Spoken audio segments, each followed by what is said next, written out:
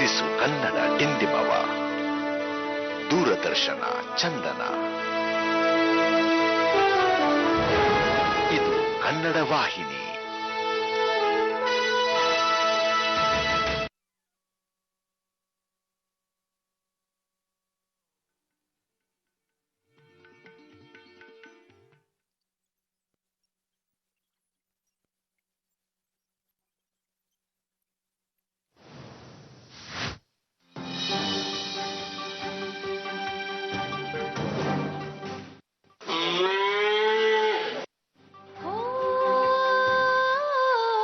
ತಂದಾನಿ ತಾನಿ ನಾನಿ ತಂದಾನೇ ನಾನಿ ತಾನ.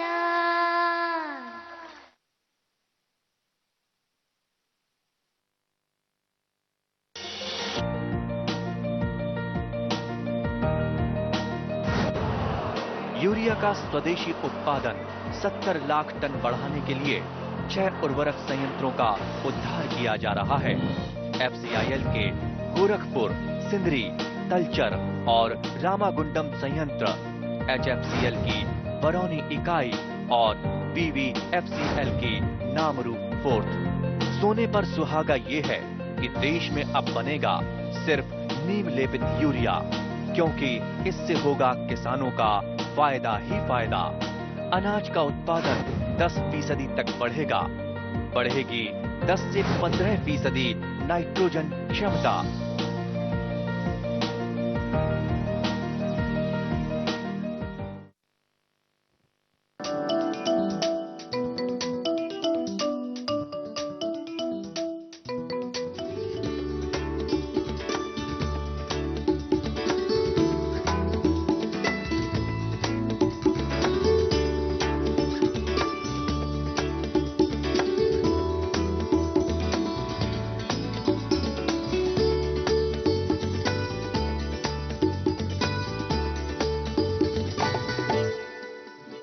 ರೈತ ಬಾಂಧವರೇ ನಮಸ್ಕಾರ. ಕೃಷಿ ದರ್ಶನದ ಕೃಷಿ ವಾರ್ತೆಗೆ ತಮ್ಮೆಲ್ಲರಿಗೂ ಹಾರ್ದಿಕ ಸ್ವಾಗತ.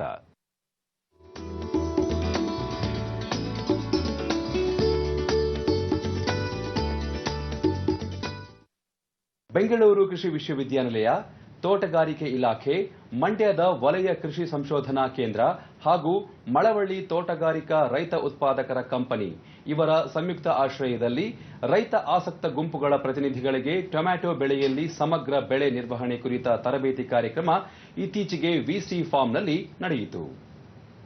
ಇಲ್ಲಿ ಒಟ್ಟು ನಮ್ಮ ತೋಟಗಾರಿಕಾ ಬೆಳೆಗಳ 1,000 ಜನ ರೈತರನ್ನು ಒಗ್ಗೂಡಿಸಿ ಈ ಒಂದು ಕಂಪನಿಯನ್ನು ನಾವು ಶುರು ಮಾಡಿದ್ದೀವಿ. ಕಳೆದ ಒಂದು ಮಾರ್ಚ್ ತಿಂಗಳಲ್ಲಿ ಈ ಕಂಪನಿ ಕೂಡ ರಿಜಿಸ್ಟ್ರೇಷನ್ ಆಗಿದೆ. ಈ ನಿಟ್ಟಿನಲ್ಲಿ ಅಲ್ಲಿನ ಒಂದು ರೈತರಿಗೆ ಅಲ್ಲಿನ ಒಂದು ತರಕಾರಿ ಬೆಳೆಗಳು ಹಾಗೂ ಹಣ್ಣಿನ ಬೆಳೆಗಳ ಬಗ್ಗೆ ತಾಂತ್ರಿಕ ಮಾಹಿತಿಯನ್ನು ನೀಡೋದಕ್ಕೋಸ್ಕರ ನಮ್ಮ ಎಲ್ಲ ಕಂಪನಿಯ ಒಂದು ನಿರ್ದೇಶಕರುಗಳು ಹಾಗೂ ರೈತರಿಗೆ ಪ್ರತಿ ತಿಂಗಳಿಗೊಮ್ಮೆ 3 ತಿಂಗಳಿಗೊಮ್ಮೆ ಪ್ರತಿ ಬೆಳೆವಾರು ಈ ಒಂದು ಸಂಸ್ಥೆಯ ಜೊತೆ ಸಹಗೂಡಿಸಿಕೊಂಡು ನಾವು ತಾಂತ್ರಿಕ ಮಾಹಿತಿಯನ್ನು ಕೊಡ್ತಾ ಇದ್ದೀವಿ. ಇದರಿಂದ ಹೊಸ ಹೊಸ ಆವಿಷ್ಕಾರಗಳು ಈ ಒಂದು KVK ಹಾಗೂ ವಿಶ್ವವಿದ್ಯಾಲಯ ನಡೆಯುವ ಎಲ್ಲ ಒಂದು ತಾಂತ್ರಿಕ ಮಾಹಿತಿಯನ್ನು ನಾವು ರೈತರ ಒಂದು ತಾಕಿಗೆ ತೆಗೆದುಕೊಂಡು ನಿಟ್ಟಿನಲ್ಲಿ ಈ ಕಾರ್ಯಕ್ರಮವನ್ನು ಹಮ್ಮಿಕೊಂಡಿದ್ದೀವಿ. ಈ ಒಂದು ಟೊಮೆಟೊ ಬೆಳೆಗಾರರ ಸಂಘದಿಂದ ಬಹಳ ಜನಕ್ಕೆ ಅನುಕೂಲ ಆಗುತ್ತೆ. ಈ ನಿಟ್ಟಿನಲ್ಲಿ ಕೃಷಿ ವಿಶ್ವವಿದ್ಯಾಲಯದಿಂದ ನಾವೆಲ್ಲ ತಾಂತ್ರಿಕ ಮಾಹಿತಿಯನ್ನು ಕೊಡಲಿಕ್ಕೆ ನಾವು ಒಪ್ಕೊಂಡಿದ್ದೀವಿ ಮತ್ತು ಕೊಡ್ತಾ ಇದ್ದೀವಿ. ಇದನ್ನು ರೈತರು ಉಪಯೋಗ ಮಾಡಿಕೊಂಡು ಹೆಚ್ಚಿನ ಟೊಮೆಟೊ ಬೆಳೆಯಲ್ಲಿ ಬೆಳಿಬೇಕು ಅಂತ ಕೇಳ್ಕೊತಾ ಇದ್ದೀವಿ. ನಮ್ಮಲ್ಲಿ ತೀರಾ ಹೆಚ್ಚು ಟೊಮೊಟೊ ಬೆಳೆಗಾರರಿಂದ ಟೊಮೊಟೊ ಬಗ್ಗೆ ಕಾನ್ಸೆಪ್ಟ್ ತಿಳ್ಕೊಳ್ಳಿ ಅಂತ ರೈತರ ಪರವಾಗಿ ಇಲ್ಲಿ ಬಂದಿದ್ದೀವಿ. ಕಂಪ್ನಿ ಸಂಘಟನೆ ಒಂದು ಕೂಡ್ಕೊಂಡಾಗ ಅದಕ್ಕೆ ಒಂದು ಸಾಲ ಸೌಲಭ್ಯಗಳಾಗ್ಬೋದು, ಒಂದು ತಾಂತ್ರಿಕ ಮಾಹಿತಿಗಳಾಗ್ಬೋದು, ಇನ್ನೊಂದು ರೈತರಿಗೆ ಒದಗಿಸುವಂಥ ಎಕ್ವಿಪ್ಮೆಂಟ್ಗಳಾಗ್ಬೋದು, ಇನ್ನೊಂದು ರೈತರ ತಂತ್ರಜ್ಞಾನ ವರ್ಗಾವಣೆ ಮಾಡೋದಿರ್ಬೋದು, ಮಾರುಕಟ್ಟೆ ವ್ಯವಸ್ಥೆ ಬಂದಾಗ ಕಂಪ್ನಿಯಿಂದನೇ ಒಂದು ಟ್ರಾನ್ಸ್ಪೋರ್ಟೇಷನ್ ಮಾಡುವಂಥ ವ್ಯವಸ್ಥೆ, ಮತ್ತು ಕಂಪ್ನಿಯಿಂದನೇ ಅವ್ರಿಗೆಲ್ಲ ಕಡಿಮೆ ದರದಲ್ಲಿ ಅದನ್ನು ಸಾಗಾಣಿಕೆ ಮಾಡುವಂಥ ವ್ಯವಸ್ಥೆ, ಅವ್ರೇನು ಉತ್ಪಾದನೆ ಮಾಡಿರ್ತಾರೆ ಅದಕ್ಕೆ ಮಾರ್ಕೆಟ್ ಮಾಡುವಂಥ ವ್ಯವಸ್ಥೆ, ಈ ಥರದ್ದೆಲ್ಲ ಕಂಪ್ನಿ ಮುಖಾಂತರ ಸಾಧ್ಯವಾಗುತ್ತೆ.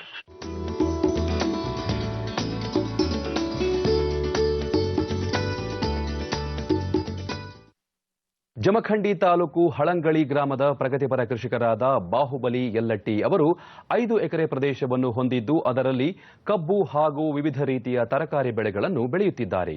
ಕಬ್ಬಿನ ಬೆಳೆಗೆ ಪರ್ಯಾಯವಾಗಿ ಹಾಗೂ ಪೂರಕವಾಗಿ ಬೇಡಿಕೆ ಹಾಗೂ ಮಾರುಕಟ್ಟೆಗೆ ಅನುಗುಣವಾಗಿ ಹಲವು ರೀತಿಯ ತರಕಾರಿ ಬೆಳೆಗಳನ್ನು ಬೆಳೆಯುತ್ತಿದ್ದಾರೆ.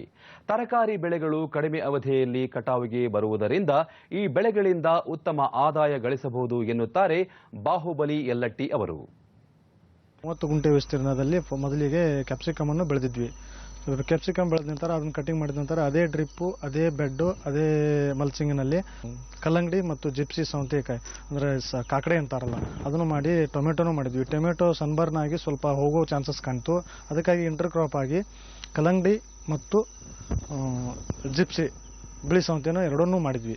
ಅದೇ ಎಲ್ಲ ಬೆಡ್ಡನ್ನು ಯೂಸ್ ಮಾಡಿಕೊಂಡು ಮಾಡ್ತಾ ಬಂದ್ವಿ. ಅದು ಅಲ್ಲಿಂದ ಫಸ್ಟ್ ಸ್ಪ್ರೇ ಪ್ರತಿ 4 ದಿವಸಕ್ಕೊಮ್ಮೆ, ಒಮ್ಮೆ ನ್ಯೂಟ್ರಿಯೆಂಟು, ಒಮ್ಮೆ ಇನ್ಸೆಕ್ಟಿಸೈಡ್ಸು, ಫಂಗಿಸೈಡ್ಸು ಪ್ರತಿ 4 ರಿಂದ 5 ದಿವಸಕ್ಕೆ ಒಂದೊಂದು ಸ್ಪ್ರೇ ಹಾಕ್ತಾ ಬಂದ್ವಿ. ಡ್ರಿಪ್ ಇರಿಗೇಷನ್ ಹಂತದಲ್ಲಿ 1261, 19 ಮತ್ತು 05234 ಈ ರೀತಿಯಾಗಿ ಹಂತವಾಗಿ NPKಯನ್ನು ಡ್ರಿಪ್ನಲ್ಲಿ ಕೊಡ್ತಾ ಬಂದ್ವಿ. ಪ್ಲಾಂಟೇಷನ್ ಮಾಡಿದ ನಂತರ 5 ದಿನಗಳವರೆಗೆ 10 ರಿಂದ 15 ಮಿನಿಟ್ ನೀರು ಡ್ರಿಪ್ ಮುಖಾಂತರ ಕೊಡ್ತಿದ್ವಿ. ಆ ನಂತರ 15 ರಿಂದ 20 ದಿವಸವರೆಗೆ ಅರ್ಧ ಗಂಟೆಯನ್ನು ನೀರು ಕೊಡ್ತಿದ್ವಿ. ಅಂತ 25 ರಿಂದ 45 ದಿವಸವರೆಗೆ ಒಂದು ಗಂಟೆ ನೀರನ್ನು ಕೊಡ್ತಾ ಬರಬೇಕು. ಈಗ 1.5 kg ಹಿಡಿದಿಂದ 2.5 kg ಕಲ್ಲಂಗಡಿನೂ ಬಂದಿದೆ. ಈ ಜಿಪ್ಸಿನೂ ಕಾಯಿ ಸ್ಟಾರ್ಟ್ ಇದೆ, ಹಾರ್ವೆಸ್ಟಿಂಗ್ ಸ್ಟಾರ್ಟ್ ಇದೆ. ಒನ್ ಡೇ ಬಿಟ್ಟು ಒನ್ ಡೇ 5 ಕ್ವಿಂಟಲ್ವರೆಗೆ ಇಳುವರಿ ಬರ್ತಾ ಇದೆ. ಈಗಿನ ಮಾರ್ಕೆಟಿನ ಬೆಲೆ ಇಲ್ಲೇ ದಲ್ಲಾಳಿಗಳು ಬಂದು 15 ರೂಪಾಯಿ ಕೆಜಿ ಅಂತ ಇಲ್ಲೇ ಪ್ಲಾಟಿನಲ್ಲಿ ಬಂದು ಒಯ್ತಾ ಇದ್ದಾರೆ. ಇದು 2 ತಿಂಗಳವರೆಗೆ ಈ ರೀತಿ ಕಾಯಿ ಬರುತ್ತದೆ. ಮತ್ತು ಕಲ್ಲಂಗಡಿ ಅಂದಾಜು 30 ಗುಂಟೆಯಲ್ಲಿ 25 ರಿಂದ 30 ಟನ್ನವರೆಗೆ ಇಳುವರಿ ಕಾಣಬಹುದು. ಈಗಿನ ಪ್ರಕಾರ ರೇಟು 10 ರಿಂದ 13 ಸಾವಿರ ರೂಪಾಯಿ ಕಲ್ಲಂಗಡಿ ರೇಟ್ ಇದೆ. ಅವರು ಇಲ್ಲಿ ದಳ್ಳಾಳಿಗೆ ಬಂದು ಇಲ್ಲೇ ಕಟ್ ಮಾಡ್ಕೊಂಡು ಬಂದು ಹೋಗ್ತಾರೆ. 30 ಗುಂಟೆಯಲ್ಲಿ 3 ರಿಂದ 3 ತಿಂಗಳಲ್ಲಿ ಅಂದರೆ 90 ಡೇಸಲ್ಲಿ ಕಲ್ಲಂಗಡಿ ಮತ್ತು ಜಿಪ್ಸಿ ಮತ್ತು ಟೊಮೆಟೊ ನಾವು ಅಂದಾಜು 60 ರಿಂದ 70 ಸಾವಿರ ರೂಪಾಯಿ ಅಂದಾಜು ಖರ್ಚು ಮಾಡಲಾಗಿ 4 ರಿಂದ 4.5 ಲಕ್ಷ ರೂಪಾಯಿ ನಿವ್ವಳ ಲಾಭವನ್ನು ಪಡೆಯಬಹುದು. ಈ ರೀತಿಯಾಗಿ ಮೊರೆ ಹೋಗಲು ಕಾರಣ ಈ ಮಳೆ, ಅಕಾಲಿಕ ಮಳೆ ಮತ್ತು ಕಬ್ಬಿನ ರೇಟ್ ಇಲ್ಲ. ಈ ರೀತಿಯಾಗಿ 3 ತಿಂಗಳಲ್ಲಿ ನಾವು ಏನಾದರೂ ಬೆಳೆದು ಏನಾದರೂ ಲಾಭ ಪಡೆಯಬೇಕಾದರೆ ಇಂಥ ವೆಜಿಟೇಬಲ್ ಕಾಯಿಪಲ್ಯಗಳನ್ನು ಮಾಡಬೇಕು. ನೀರೂ ಕಡಿಮೆ, ಮಲ್ಚಿಂಗ್ ವೀಡ್ ಕಂಟ್ರೋಲ್, ಮಲ್ಚಿಂಗ್ದಿಂದ ವೀಡ್ ಕಂಟ್ರೋಲ್, ಕಳೆನಾಶಕ ಮತ್ತು ವಾಟರ್ ಮ್ಯಾನೇಜ್ಮೆಂಟನ್ನು ಮಾಡಬಹುದು. ಇದರಿಂದಾಗಿ ನಮಗೆ ಈ ಕಬ್ಬು ಮತ್ತು ಬೇರೆ ಬೆಳೆಗಳಿಗೆ ಮೊರೆ ಹೋಗದೆ ಕಡಿಮೆ ಖರ್ಚಿನಲ್ಲಿ ಅತ್ಯಧಿಕ ಲಾಭವನ್ನು ತೆಗೆಯಲು ಈ ರೀತಿಯಾಗಿ ಬೆಳೆ ಮಾಡಬೇಕು.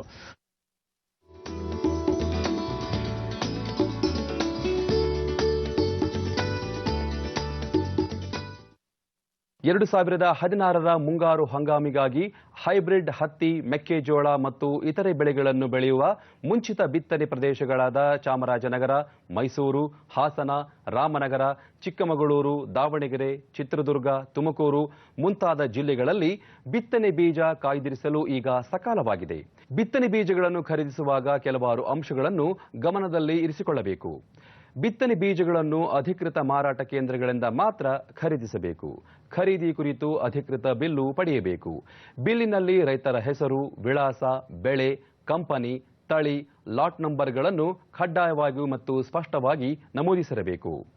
ಕೇವಲ ಒಂದೇ ಮೂಲದ ಬೀಜಗಳನ್ನು ಖರೀದಿಸುವ ಬದಲು ಹಿಂದಿನ ಹಂಗಾಮುಗಳಲ್ಲಿ ಉತ್ತಮ ಇಳುವರಿ ನೀಡಿದ ವಿವಿಧ ತಳಿಗಳನ್ನು ಬಳಸುವುದು ಸೂಕ್ತ. ಎಲ್ಲ ಬೆಳೆಗಳ ಬಿತ್ತನೆ ಬೀಜಗಳಿಗೆ ಪಾಕೀಟುಗಳ ಮೇಲೆ ನಮೂದಿಸಿದ ಗರಿಷ್ಠ ಮಾರಾಟ ಬೆಲೆ ಮಾತ್ರ ಸಂದಾಯ ಮಾಡಬೇಕು. ಹೆಚ್ಚಿನ ದರದಲ್ಲಿ ಮಾರುವುದು, ಬಿಲ್ಲು ನೀಡದಿರುವುದು ಅಥವಾ ಖುಲ್ಲಾ ಬೀಜಗಳನ್ನು ಮಾರಾಟ ಮಾಡುವ ಪ್ರಕರಣಗಳು ಕಂಡುಬಂದಲ್ಲಿ ಈ ಬಗ್ಗೆ ಸಂಬಂಧಪಟ್ಟ ಅಧಿಕಾರಿಗಳ ಗಮನಕ್ಕೆ ತರಬೇಕು.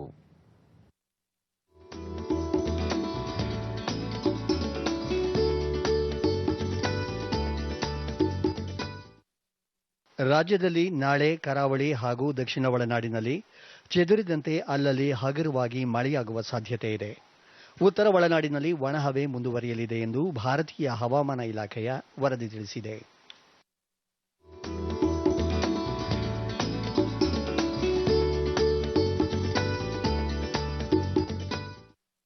ರೈತ ಬಾಂಧವರೇ, ರಾಜ್ಯದ ಕೆಲವು ಕೃಷಿ ಉತ್ಪನ್ನ ಮಾರುಕಟ್ಟೆಗಳಲ್ಲಿ ಇಂದು ನಡೆದಂತಹ ಧಾರಣೆ ವಿವರ ಹೀಗಿದೆ. ಭತ್ತ ಗಂಗಾವತಿಯಲ್ಲಿ ಕಾವೇರಿ ಸೋನಾ 2,060 ರೂಪಾಯಿಗಳಿಂದ 2,160 ರೂಪಾಯಿಗಳು, ಸಿರುಗುಪ್ಪದಲ್ಲಿ ಹಳೆ ಸೋನಾ ಮಸೂರಿ 2,000 ರೂಪಾಯಿಗಳಿಂದ 2,800 ರೂಪಾಯಿಗಳು, ಹಾನಗಲ್ನಲ್ಲಿ ಭತ್ತ 1,340 ರೂಪಾಯಿಗಳಿಂದ 1,525 ರೂಪಾಯಿಗಳು. ರೈತ ಬಾಂಧವರೇ, ಪ್ರತಿದಿನ ಸೋಮವಾರದಿಂದ ಶುಕ್ರವಾರದವರೆಗೆ ಸಂಜೆ 5:30 ಕೃಷಿ ವಾರ್ತೆ. ಇನ್ನು ಮುಂದೆ ಕೃಷಿ ದರ್ಶನ ಮುಂದುವರಿಯುವುದು. किसानों के हित में बड़ा कदम, प्रधानमंत्री कृषि सिंचाई योजना। हर खेत को पानी, प्रति बूंद अधिक उपज। सिंचाई के सही तरीकों और जल संरक्षण की नई तकनीकों के साथ बढ़ेगा जमीन का जल स्तर। जिला स्तर पर होंगी सिंचाई योजनाएं। असिंचित क्षेत्रों तक पानी पहुंचाकर बढ़ेगा उत्पादन। भारत सरकार की विशाल योजना प्रधानमंत्री कृषि सिंचाई योजना।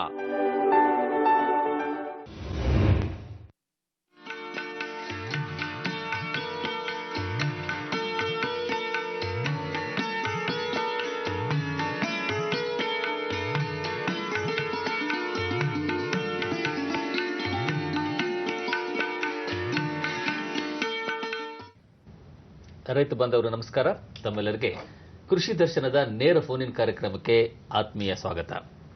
ಕಬ್ಬು ನಮ್ಮ ರಾಜ್ಯದ ಪ್ರಮುಖ ವಾಣಿಜ್ಯ ಬೆಳೆ. ವಿವಿಧ ಅಚ್ಚುಕಟ್ಟು ಪ್ರದೇಶಗಳಲ್ಲಿ ಹೆಚ್ಚಾಗಿ ಬೆಳೆಯುವ ಕಬ್ಬಿನ ಕೃಷಿಯ ಮೇಲೆ ಒಂದೆಡೆ ಹಲವು ಕೃಷಿಕರು ಅವಲಂಬಿತರಾಗಿದ್ದರೆ, ಇನ್ನೊಂದೆಡೆ ಒಟ್ಟಾರೆ ಕಬ್ಬಿನ ಇಳುವರಿ ಮೇಲೆ ಸಕ್ಕರೆ ಉದ್ದಿಮೆ ಸಹ ಅವಲಂಬಿತ ಆಗಿದೆ. ಆದಾಗ್ಯೂ ಪ್ರಸ್ತುತ ಕಬ್ಬಿನ ಕೃಷಿ ಹಲವು ಉತ್ಪಾದನಾ ಸವಾಲುಗಳನ್ನು ಎದುರಿಸ್ತಾ ಇದೆ. ಕೃಷಿಕರು ಆದಷ್ಟು ಸಾಂಪ್ರದಾಯಿಕ ಉತ್ಪಾದನಾ ವಿಧಾನಗಳಿಂದ ಹೊರಬಂದು ನಿಖರ ಕೃಷಿಯತ್ತ ಮುಖ ಮಾಡಿದ್ದೇ ಆದಲ್ಲಿ ಉತ್ತಮ ಇಳುವರಿ, ಸುಸ್ಥಿರ ಆದಾಯವನ್ನು ಪಡೆಯಬಹುದಾಗಿದೆ.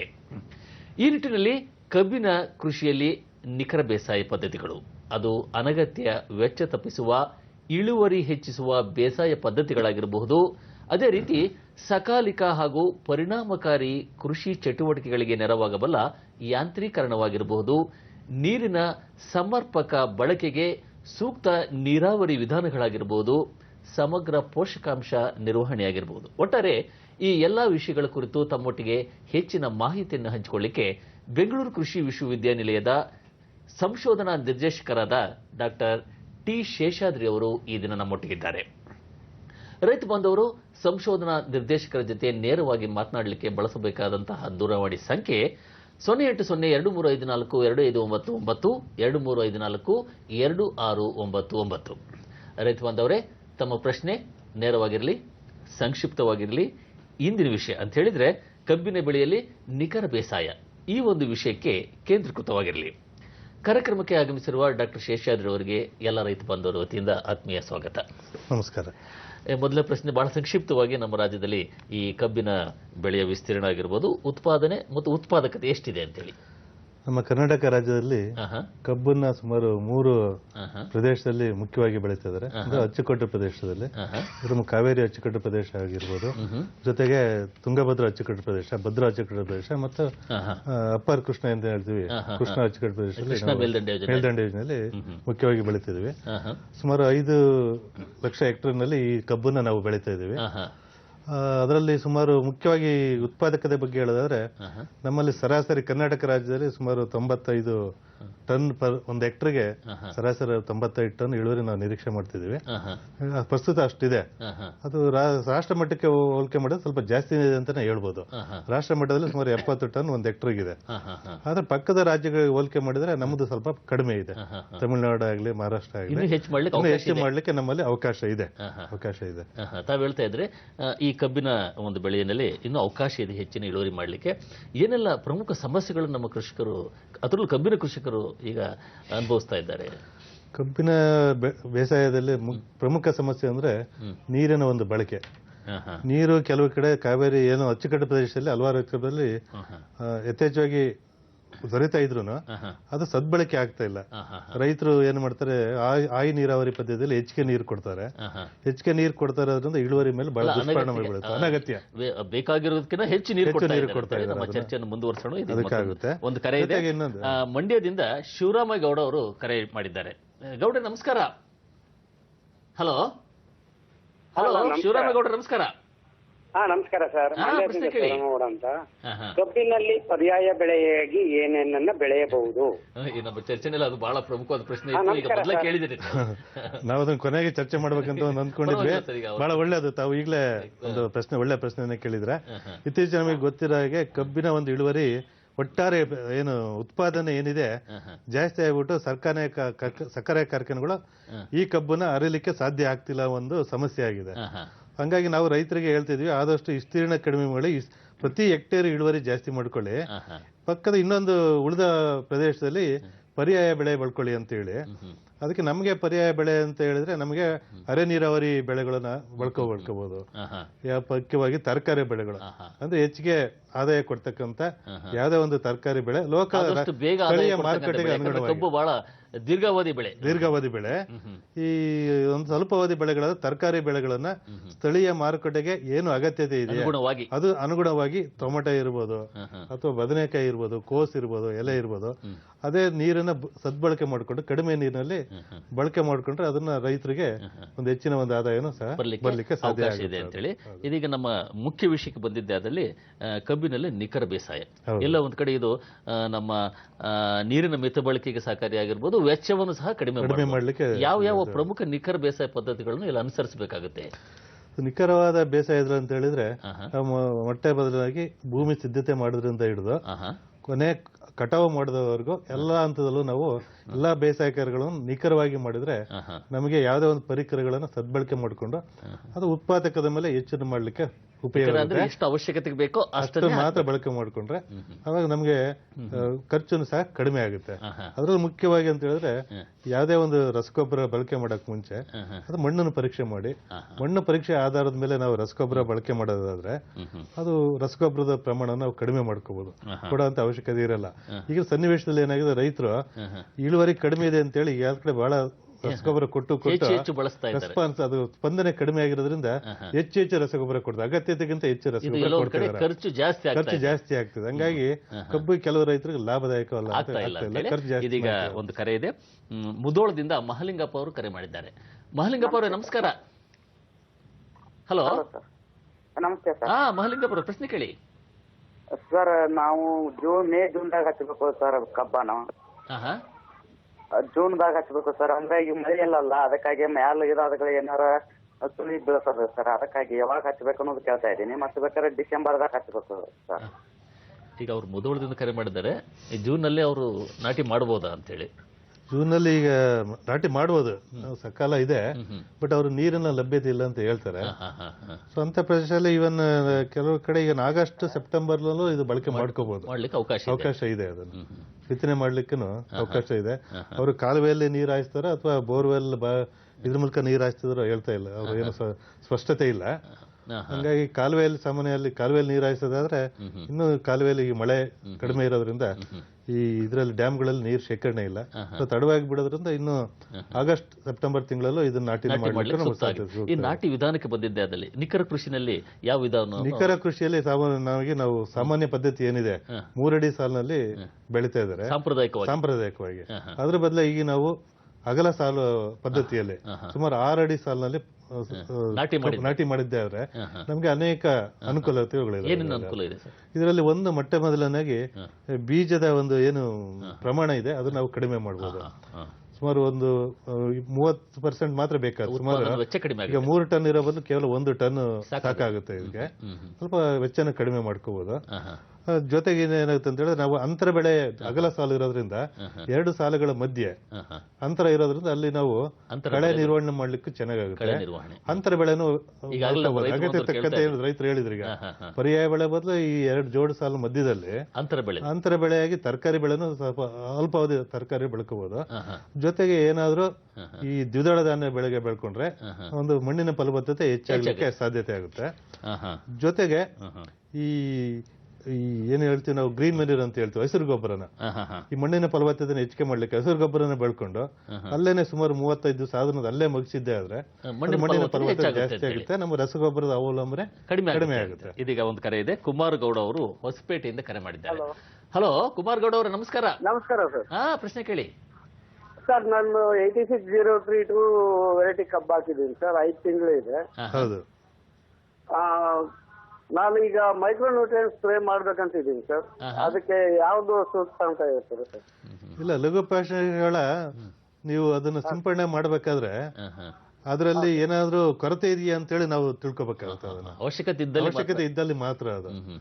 ನಿಮ್ಮ ಹೊಸಪೇಟೆ ಪ್ರದೇಶದಲ್ಲಾದ್ರೆ ಅಲ್ಲಿ ಏನಾದ್ರೂ ಮಣ್ಣಿನ ಒಂದು ಪರೀಕ್ಷೆ ಆಧಾರದ ಮೇಲೆ ಅಲ್ಲಿ ಏನಾದ್ರೂ ಕೊರತೆ ಇದ್ರೆ ಅದನ್ನ ಸ್ಪ್ರೇ ಮಾಡೋದು ಈಗ ಕಷ್ಟ. ನೀವು ಯಾವ ಬೆಳೆ ಯಾವ ಹಂತದಲ್ಲಿ ಇದಾರೋ ಅವರು ಹೇಳ್ತಾ ಇಲ್ಲ. ಈ ಕಬ್ಬು ದೊಡ್ಡದಾಗಿದ್ರೆ ಕಷ್ಟ ಅದನ್ನ ಸಿಂಪಡಣೆ ಮಾಡ್ಲಿಕ್ಕೆ.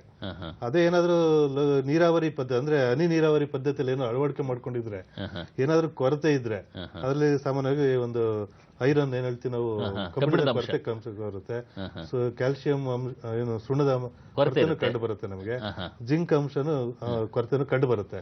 ಅಂತ ಸಂದರ್ಭ ಹನಿ ನೀರಾವರಿ ಪದ್ಧತಿ ಇದ್ದಿದ್ರೆ ಆದ್ರೆ ಈ ಹನಿ ನೀರಾವರಿ ಪದ್ಧತಿಯಲ್ಲಿ ಈ ಪೋಷಕಾಂಶಗಳನ್ನ ಕೊಟ್ರೆ ನಾವು ಈ ಕೊರತೆಯನ್ನ ನೀಗಿಸಬಹುದು. ತಾವು ಹೇಳ್ತಾ ಇದ್ರಿ ಸರ್, ಈಗ ಹನಿ ನೀರಾವರಿ ಅಂತೇಳಿ ಎಲ್ಲ ಒಂದ್ ಕಡೆ ಕಬ್ಬಿಗೆ ಹೆಚ್ಚು ನೀರು ಬಳಕೆ ಆಗ್ತಾ ಇದೆ. ಮಿತವಾಗಿ ಬಳಕೆ ಮಾಡಬೇಕು, ಸಮರ್ಪಕವಾಗಿ ನೀರು ಕೊಡಬೇಕು ಅನ್ನೋದಾದ್ರೆ ಯಾವ ಒಂದು ಹನಿ ನೀರಾವರಿ ಪದ್ಧತಿ ಸೂಕ್ತ ಅಂತ ಹೇಳಿ? ಹನಿ ನೀರಾವರಿ ಪದ್ಧತಿಯಲ್ಲಿ ಅಂದ್ರೆ 2 ಪದ್ಧತಿ ಇದೆ. ರೈತರು ಒಂದು ಮೇಲ್ಮೈ ಹನಿ ನೀರಾವರಿ ಪದ್ಧತಿನೂ ಇದೆ, ಆದ್ರೆ ಇದು ಸ್ವಲ್ಪ ಅದರಲ್ಲಿ ನ್ಯೂನತೆಗಳಿದೆ. ಹನಿ ನೀರಾವರಿ ಪದ್ಧತಿಯಲ್ಲಿ ನ್ಯೂನತೆ ಅಂತ ಹೇಳಿದ್ರೆ ನಾವು ಅಂತರ ಬೇಸಾಯ ಮಾಡ್ಬೇಕಾದ್ರೆ ಇವು ಏನಿದೆ ಹನಿ ಸಾಧಕಗಳು ಏನಿದೆ ಅದು ತೊಡಕಾಗ್ತವೆ, ಆಗಲೇ ಕಟ್ಟಾಗೋ ಸಂದರ್ಭನೂ ಇರುತ್ತೆ. ನಾವು ಉಳುಮೆ ಮಾಡ್ಬೇಕಾರಾಗ್ಲಿ ಅಂತರ ಬೇಸಾಯ ಮಾಡ್ಬೇಕಾರಾಗ್ಲಿ, ಜೊತೆಗೆ ಇಲಿಗಳ ಕಾಟಗಳು ಜಾಸ್ತಿ ಇರುತ್ತೆ. ಹಂಗಾಗಿ ಮೇಲ್ಮೈ ನೀರಾವರಿ ಪದ್ಧತಿ ಕಬ್ಬಿನಲ್ಲಿ ಯಾಕಂದ್ರೆ ದೀರ್ಘಾವಧಿ ಬೆಳೆ, ಕಬ್ಬು ಹಂತದಲ್ಲಿ ಬೆಳೆದಾಗ ನಾವು ಅದನ್ನ ಒಳಗಡೆ ಹೋಗಿ ಅದನ್ನ ಪರೀಕ್ಷೆ ಮಾಡಿ ಎಲ್ಲಿ ಅದು ಇದಾಗಿದೆ ಅನ್ನೋದು ಪರೀಕ್ಷೆ ಮಾಡಿ ಅದನ್ನ ಸರಿ ಮಾಡಿಸೋದು ಕಷ್ಟ ಆಗುತ್ತೆ ಅವಾಗ. ಅದ್ರ ಬದಲು ಇತ್ತೀಚೆಗೆ ನಾವು ಹೇಳ್ತಿರೋದು ಒಳಮೈ ಹನಿ ನೀರಾವರಿ ಅಂತ ಹೇಳ್ತೀವಿ, ಸಬ್ ಸರ್ಫೇಸ್ ಡ್ರಿಪ್ ಅಂತ ಹೇಳ್ತೀವಿ ನಾವು. ಅದು ಭೂಮಿಯಿಂದ ಸಾಲುಗಳ ಮಧ್ಯದಲ್ಲಿ ಸುಮಾರು 6 ಇಂಚು ಕೆಳಗಡೆನೆ ಹನಿ ಏನಿದೆ ನಳಿಕೆಗಳನ್ನ ಅವರು ಮಣ್ಣಿನಲ್ಲಿ ಹೇಳ್ಕೊಂಡು ಅದರಲ್ಲಿ ಇನ್ಲೈನ್ ಡ್ರಿಪ್ಪರ್ ಏನಿರುತ್ತೆ ಅದ್ರ ಮೂಲಕ ನಾವು ನೀರನ್ನ ಕೊಡ್ತಕ್ಕಂತ ಒಂದು ಪದ್ಧತಿ. ಕೆಳಭಾಗದಲ್ಲೇ ನೀರನ್ನು ಮೇಲೆ ಒದಗಿ ಬೇರುಗಳಿಗೆ ಒದಗಿಸ್ತಕ್ಕಂತ ಒಂದು ವ್ಯವಸ್ಥೆ. ಇದ್ರ ಬಗ್ಗೆ ಇನ್ನೂ ಸ್ವಲ್ಪ ಚರ್ಚೆ ಮಾಡೋಣ. ಇದೀಗ ಒಂದು ಕರೆ ಇದೆ, ವಿಜಯಪುರದಿಂದ ಮದನ್ ಮೋಹನ್ ಅವರು ಕರೆ ಮಾಡಿದ್ದಾರೆ. ಮದನ್ ಮೋಹನ್ ಅವರೇ ನಮಸ್ಕಾರ. ನಮಸ್ಕಾರ ಸರ್. ಪ್ರಶ್ನೆ ಕೇಳಿ ಸರ್. ಈಗ ಕಡಿಮೆ ಮಳೆ ಇರುವಂತ ಪ್ರದೇಶದಲ್ಲಿ ಅಂದ್ರೆ ನಮ್ಮ ಬಿಜಾಪುರ ಕಡೆ ಎಲ್ಲ ಇವಾಗೆಲ್ಲ ಮಳೆ ಕಡಿಮೆ ಇರುತ್ತಲ್ಲ ಸರ್, ಅಲ್ಲಿ ನಾವು ಯಾವ ರೀತಿ ಬೆಳೆ ಬೆಳಿಬೇಕಂತ ಅಂದ್ರೆ ಇದು ಈಗ ಯಾವ ತಳಿಗಳು ಬೆಳಿಬೇಕು ಅಂತ?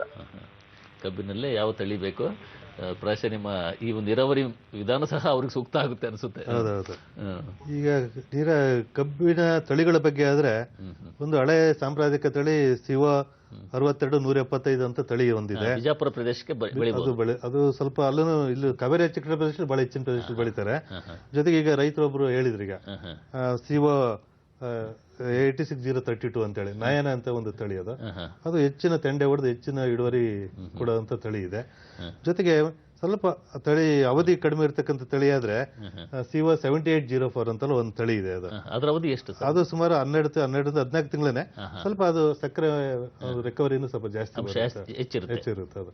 ಸೊ ಅಲ್ಲಿ ಸ್ಥಳೀಯವಾಗಿ ಏನು ಒಂದು ಶಿಫಾರಸ್ ಮಾಡಿದಾರ ಉತ್ತರ ಕರ್ನಾಟಕದಲ್ಲಿ ಬಿಜಾಪುರ ಜಿಲ್ಲೆಯಲ್ಲಿ, ಅದನ್ನ ಅಗತ್ಯಕ್ಕೆ ತಕ್ಕಂತೆ ಆ ತಳಿಗಳನ್ನು ಆಯ್ಕೆ ಮಾಡ್ಕೊಂಡು ಬೆಳೆದ್ರೆ ಅವ್ರು ಒಳ್ಳೆ ಸೂಕ್ತ ಅಂತ. ಇದೀಗ ಹೊಸಪೇಟೆಯಿಂದ ಮತ್ತೊಂದು ಕರೆ ಇದೆ, ಧರ್ಮಪ್ಪ ಅವರು ಕರೆ ಮಾಡಿದ್ದಾರೆ. ಧರ್ಮಪ್ಪ ಅವರೇ ನಮಸ್ಕಾರ. ನಮಸ್ಕಾರ ಸರ್. ಪ್ರಶ್ನೆ ಕೇಳಿ ಧರ್ಮಪ್ಪ ಅವರೇ. ಸರ್ ನಾವು 1 ಎಕರೆ ಕಬ್ಬು ಹಾಕಿದ್ವಿ, ನೀರು ಸ್ವಲ್ಪ ಸರ್ ನಮಗೆ ಬಹಳ ಕಡಿಮೆ ಇಲ್ಲಿ, ಅದಕ್ಕೋಸ್ಕರ ಅದು ಯಾವ ರೀತಿ ಮಾಡ್ಬೇಕಂತ ನಮಗೆ ಅದೇ ನೀರು ಕಡಿಮೆ ಇದ್ರೆ ಹೇಳಿದ್ವಿ, ಈಗ ಚರ್ಚೆ ಮಾಡ್ತಾ ಇದ್ವಿ ನಾವು. ಅದಕ್ಕೆ ಹನಿ ನೀರಾವರಿ ಪದ್ಧತಿ ನೀವು ಅಳಕೆ ಮಾಡ್ಕೊಂಡ್ರೆ ನಿಮಗೆ ಸುಮಾರು ನೀರು ಸದ್ಬಳಕೆ ಮಾಡ್ಕೋಬಹುದು, ಸುಮಾರು ಖರ್ಚು ಕಡಿಮೆ ಆಗುತ್ತೆ, ಜೊತೆಗೆ ನೀರಿನ ಒಂದು ಮಿತ ಬಳಕೆನೂ ಆಗುತ್ತೆ. ಸುಮಾರು 40% ನಿಮಗೆ ನೀರಿನ ಬಳಕೆ ಕಡಿಮೆ ಆಗುತ್ತೆ ಈ ಒಂದು ಪದ್ಧತಿ ಮಾಡ್ಕೊಂಡ್ರೆ. ಅದನ್ನ ಜೊತೆಗೆ ಇಳುವರಿನೂ ಹೆಚ್ಚಿಗೆ ಮಾಡ್ಕೋಬಹುದು. ಈಗ ತಾವು ಹೇಳ್ತಾ ಇದ್ರಿ ಈ ಒಂದು ಒಳಮೈ ಹನಿ ನೀರಾವರಿ ಮೂಲಕ ನಾವು ರಸಾವರಿ ಮಾಡ್ಲಿಕ್ಕೆ ಅವಕಾಶ ಇದೆಯಾ? ಹೌದು. ಈ ಒಳಮೈ ನೀರಾವರಿ ಏನು ನಾವು ಹನಿ ನೀರಾವರಿ ಕೊಡ್ತೀವ, ಅದ್ರ ಜೊತೆಗೆ ನಾವು ರಸಗೊಬ್ಬರಗಳನ್ನು ಸಹ ಈ ನೀರಾವರಿಯಲ್ಲಿ ಹನಿ ನೀರಾವರಿಯಲ್ಲಿ ನೀರಿನ ಜೊತೆಗೆ ಕೊಟ್ಟಾಗ ಒಂದು ಕೊಡ್ತಕ್ಕಂಥ ರಸಗೊಬ್ಬರಗಳ ಸದ್ಬಳಕೆ ಆಗುತ್ತೆ, ಅದು ಬಳಕೆ ಸಾಮರ್ಥ್ಯನೂ ಹೆಚ್ಚಿಗೆ ಆಗುತ್ತೆ, ಜೊತೆಗೆ ಇಳುವರಿನೂ ಸಹ ಹೆಚ್ಚಾಗುತ್ತೆ. ಅದು ಇದರಿಂದ ಏನಾಗುತ್ತೆ ಅಂತ ಹೇಳಿದ್ರೆ ನೀರು ಜೊತೆಗೆ ಈ ಬಳಕೆ ಏನಿದೆ ಬೆಳವಣಿಗೆ ಹಂತದಿಂದ ಸುಮಾರು 9 ತಿಂಗಳವರೆಗೂ ನಾವು ರಸಗೊಬ್ಬರನು ಈ ಹನಿ ನೀರಾವರಿಯಲ್ಲಿ ಕೊಡಬಹುದು.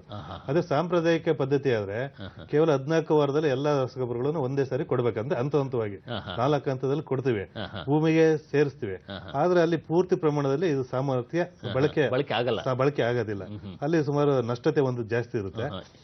ಆದ್ರೆ ನಮಗೆ ಏನು ನಾವು ಮನುಷ್ಯರಿಗೆ ಆಹಾರ ಬೆಳಗ್ಗಿಂದ ಅವಶ್ಯಕತೆ ಇದೆಯಾ ಅದರ ಒಂದು ಬೆಳವಣಿಗೆ ಪರ್ಯಂತ ಅಂದ್ರೆ ಕಟಾವು ಆಗೋವರೆಗೂ ಅದ್ರಿಗೆ ಪೋಷಕಾಂಶಗಳ ಅಗತ್ಯತೆ ಇರುತ್ತೆ.